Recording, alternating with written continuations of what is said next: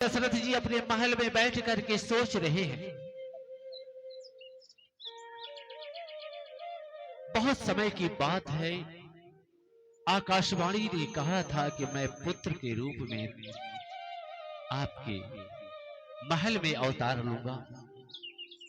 बहुत समय बीत गया, क्या कारण हुआ कि लक्ष्मी नारायण भगवान नर के रूप में अभी तक नहीं आए? हमसे कौन सा ऐसा पाप हो गया जिसके चलते हमारे पास अन्न का भंडार है, धन का भंडार है, सब कुछ रहते हुए मैं पुत्र रत्न से वंचित हो गया? बैठ करके सोच रहे हैं। तब तक सुमंत जी ने कहा, महाराज शिकार खेलने का समय हो गया, चलिए शिकार खेल, थोड़ा सा मन बहल जाएगा। महाराज घोड़े पे सवार होकर के शिकार खेलने के लिए जंगल में जाते हैं और जैसे कुछ दूर बढ़ते हैं, एक बाराह दिखाई देता है। राक्षस था लेकिन बाराह के रूप में वहां घूम रहा था, सुअर के रूप में। महाराज दशरथ जी ने देखा कि बाराह तो बड़ा ही विकराल है, क्योंकि मायावी था। उन्होंने कहा, इसका वध मैं करूंगा, और धनुष बाण लेकर के और जंगल में घोड़े पे सवार होकर के सुमंत जी के साथ उसका पीछा करने लगे। घनघोर जंगल में बाराह चला गया और जैसे ही धनुष पर बाण चढ़ा करके महाराज दशरथ जी उसका वध करने का अब बाण चलाने ही वाले थे, तब तक वो बाराह का रूप धरा हुआ राक्षस प्रकट हो गया और हाथ जोड़कर खड़ा हो गया। कहा, महाराज मुझ पर कृपा करिए, मैं आपके अयोध्या के डोम के हाथों से मरना पसंद करूंगा, लेकिन आप जैसे निस्ताने के हाथ से मरना मैं पसंद नहीं करता। मैं आपके हाथ से मरना नहीं चाहता, नहीं तो मुझे घोर नरक में जाना होगा। आप हमें अपने साथ ले चलिए और अपने राज्य में, अपने राज्य के डोम के हाथों मुझे मरवा दीजिए, लेकिन मैं आपके हाथों से मरना नहीं चाहता। महाराज दशरथ ने जैसे निस्तानी शब्द सुना, उनका हृदय फट गया, हाय हाय करने लगे कि काश मेरे भी एक पुत्र होता तो यह बाराह रूपी राक्षस मुझे ऐसा नहीं कहता। महाराज ने कहा, जाओ तुम्हें मैं जीवन दान देता हूं। महाराज सिर नीचा किए हुए घोड़े पे सवार होकर के आ रहे हैं, तब तक एक दूसरी घटना घटी। अयोध्या नगरी में यह ऐलान था, यह नियम था, राजा का आदेश था कि जो कोई पहला पुत्र होगा वह महारानी को खिलाने के लिए दिया जाए। हनुमान जी की तरफ से बहुत बहुत आशीर्वाद। बालक भगवान हनुमान जी महाराज की तरफ से कोटि कोटि नमन है, हम कोटि कोटि नमन करते हैं। आदेश था कि जो कोई पहला पुत्र होगा वह रानी खिलाएंगी और उनको बहुत सारा आशीर्वाद देंगी, उपहार देंगी, यह नियम था। एक दूसरे राज्य की कन्या का विवाह हुआ था और जैसे उसे पुत्र रत्न की प्राप्ति हुई, राजा के दूत लेने के लिए गए और जैसे उसके पुत्र को मांगा, उस लड़की ने कह दिया, क्या? जाकर के अपने महाराज से कह दो, जाकर के 3-3 बाझिनियों से कह दो कि मेरा पुत्र सर्वप्रथम बाझिनियों के गोद में नहीं खेलेगा। इस पुत्र को पाने के लिए मैंने बहुत सारा राम कथा करवाया, बहुत सारा यज्ञ करवाया, बहुत सारा मिन्नतें मांगी, बहुत सारे स्थानों पर माथा टेका, तब जाकर के ये मुझे पुत्र प्राप्त हुआ। जाकर कह दो मुझे फांसी पर चढ़ा दे, जाकर कह दो मुझे जेल खाने में डाल दे, परंतु मैं अपने पुत्र को उन बाझिनियों के हाथ में मैं जाने नहीं दूंगा, जाने नहीं दूंगा। जैसे ही राजा के दूत ने जाकर तीनों रानियों से कहा, महारानी, उसने अपने पुत्र को आपके हाथों में सौंपने नहीं दिया, नहीं खिलाने दिया। उसने कह दिया कि एक घर में अगर बाझिन हो जाती है तो उसका मुंह देख लेने से पूरा दिन जतरा खराब हो जाता है। उस घर में, उस महल में तो 3-3 बाझिन आ रहा। मैं अपने पुत्र को नहीं दूं। और जैसे इस बात को, दूतों के बात को सुनी, तीनों रानियां दहाड़े मार मार करके रोने लगी और उनका चेहरा आंसू से भीग गया। ठीक उसी समय महाराज दशरथ जी प्रवेश करते हैं महल में। महाराज दशरथ जी सिर नीचा किए हुए हैं, मन धुमिल हुए। कौशल्या माता ने कहा, क्या हुआ महाराज, आपका चेहरा क्यों मुरझाया हुआ है? महाराज ने कहा, आप तीनों क्यों रो रही हैं? तीनों रानियों ने महाराज को पकड़ लिया और कहा, महाराज मुझे आज ही पुत्र चाहिए, क्योंकि आज उस लड़की ने हमें कह दिया कि वहां तो 3-3 बाझिनियां रहती हैं।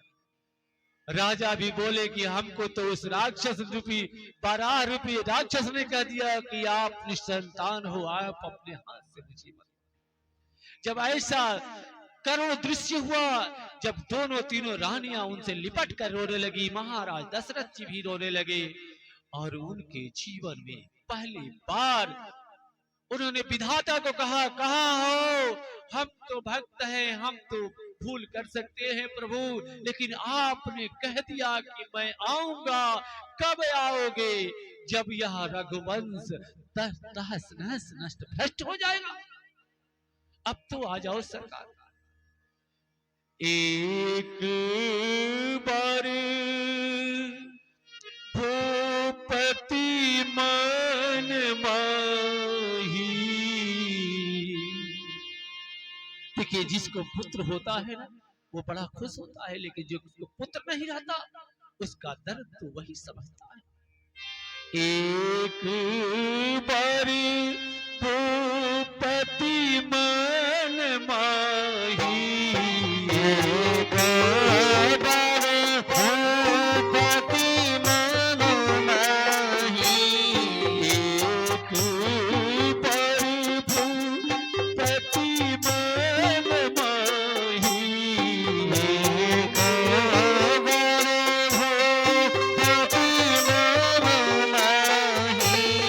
भूपति मन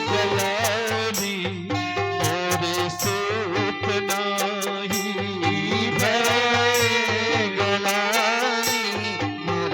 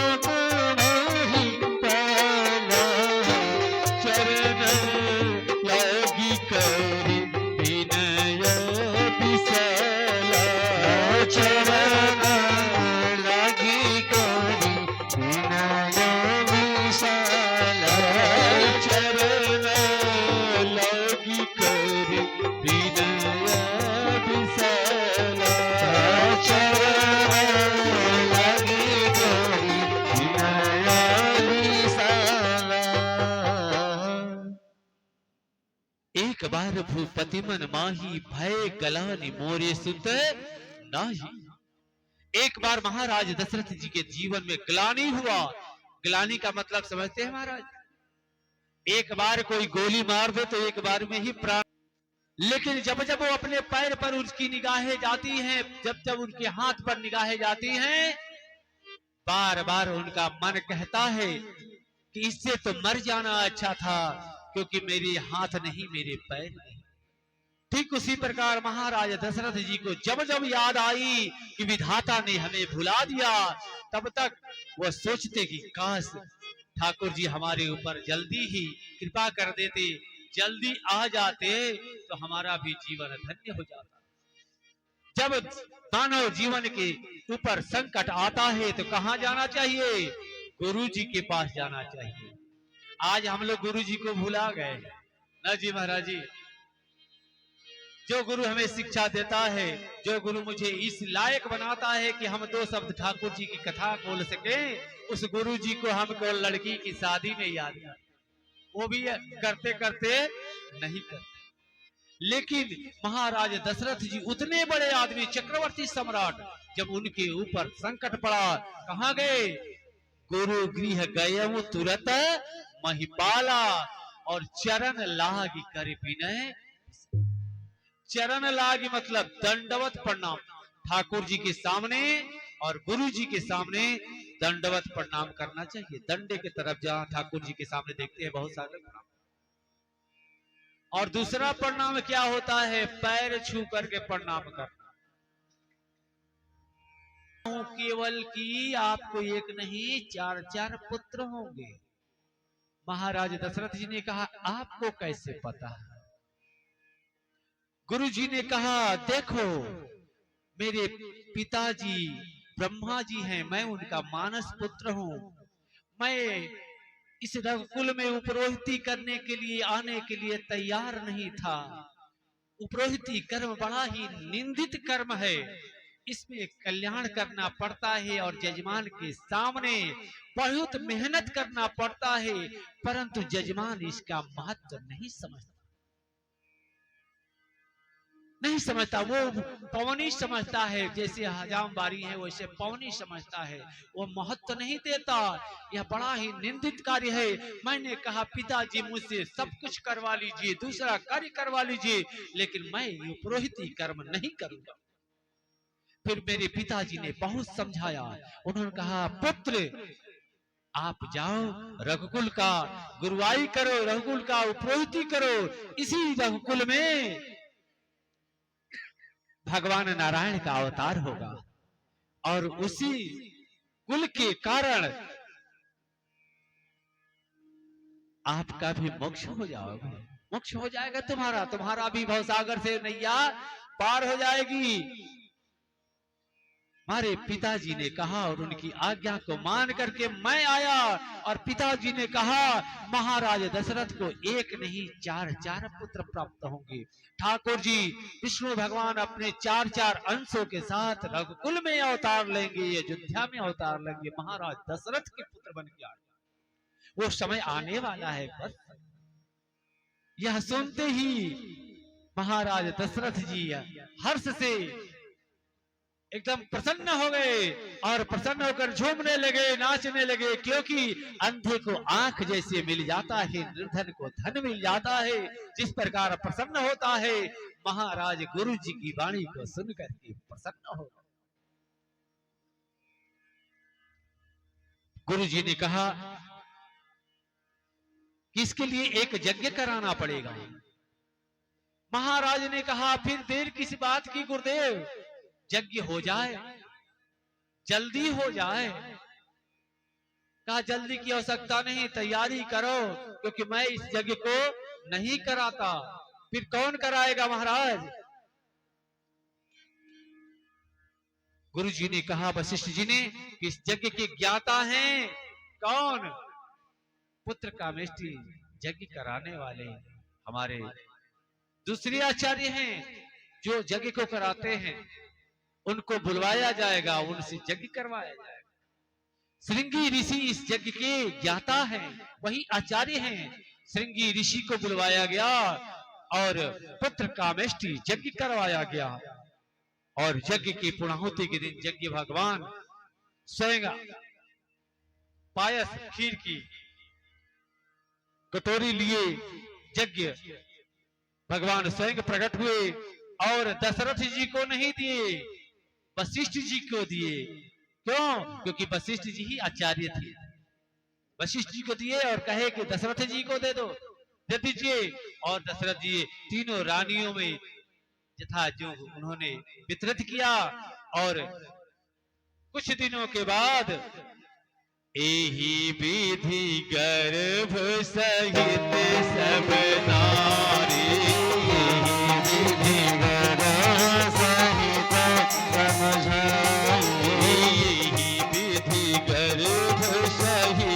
सब नारी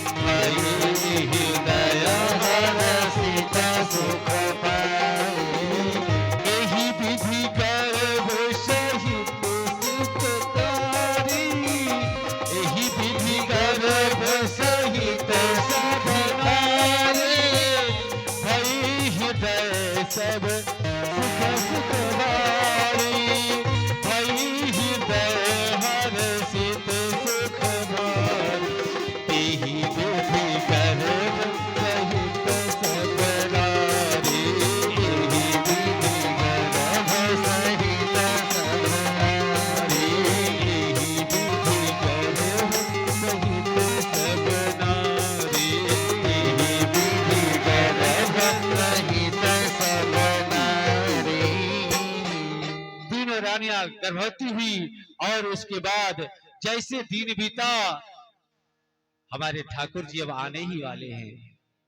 हमारी माताओं के जीवन में एक बार सुख आता है जब उनको पुत्र रत्न की प्राप्ति होने वाली होती है। ऐसा परम सुख हर नारी के जीवन में आता है, और जब आता है उसके समान कोई दुनिया का सुख उसे नहीं उसकी बराबरी कर सकता है। और सुख कितने प्रकार का होता है जानते हैं?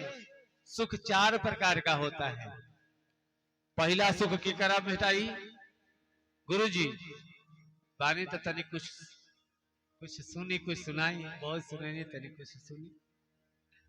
प्रथम सुख निरोगी काया, प्रथम प्रकार का सुख उसे प्राप्त है जिसके शरीर में कोई रोग नहीं है। अब देख ली केकरा देही में कौन कौन रोग बा, के बिना रोग के बा।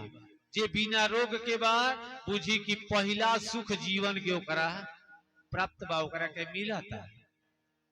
आ जेकरा जेकरा देही में दर्द धैले बा ठेहुना में, हमारे उमा शंकर जी इनके तरफ से बहुत बहुत धन्यवाद। भगवान ज्ञान बुद्धि भंडार भरे। आज भोजन की भी व्यवस्था नहीं किया है ना? अच्छा, बबन यादव जी के पास। अच्छा, चलिए ठीक है।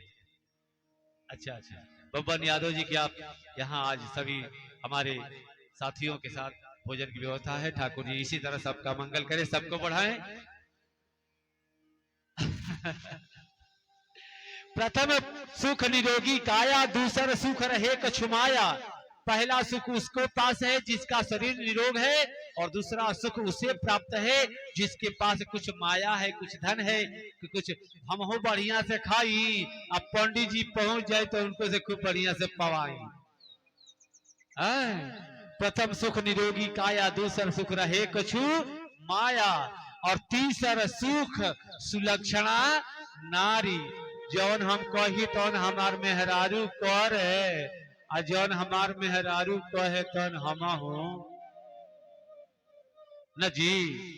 दूगो साइकिल बा, साइकिल चाहे रिक्शा चाहे गाड़ी कोनो मान ली, अब दोनों बराबर टायर रही। साइकिलिए बा एगो, दोनों बराबर चाका बा मास्टर साहब, तो साइकिल चलत है। आगे लगा दो साइकिल के टायर, और पीछे लगा दो ट्रैक्टर के टायर, तो चली जी ना चली। पीछे ही पड़े ढीमला जी बनता, आगे ही पड़े ढीमला जी।